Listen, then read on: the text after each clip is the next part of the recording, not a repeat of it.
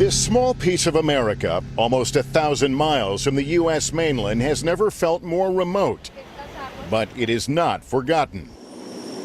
With the sun barely up, this corner of the Savannah International Airport in Georgia was alive with the sounds of vital provisions being loaded aboard National Guard transports. A hub of an aerial lifeline providing humanitarian aid that takes on added meaning for these crews. We spend most of the time training to do this overseas, over in a war zone. So to be able to do it back home and help out our fellow American citizens here after some of these hurricanes, it's pretty rewarding. For the crew of this Puerto Rico National Guard C-130, their mission this weekend was personal. It's been a sacrifice not to be with my family, but mission comes first. So we are ready to just go back, see our families, and then head back to the States or wherever to get the supplies.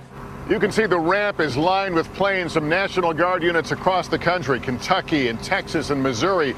This C-130 belongs to the Rhode Island National Guard. We'll be traveling on this one to San Juan after a brief stop in St. Croix. They're loading water and meals ready to eat.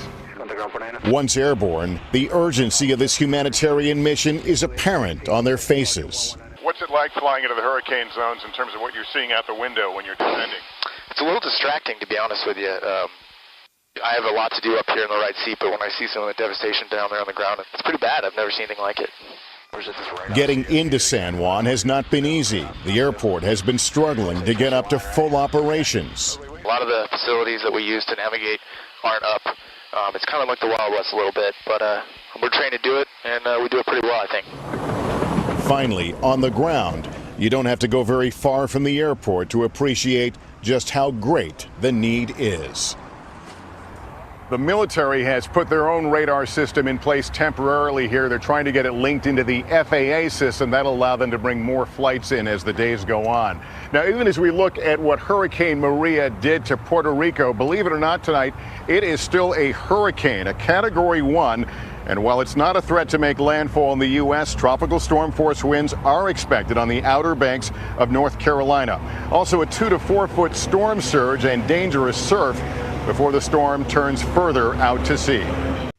Hey, NBC News viewers, thanks for checking out our YouTube channel. Subscribe by clicking on that button down here and click on any of the videos over here to watch the latest interviews, show highlights, and digital exclusives. Thanks for watching.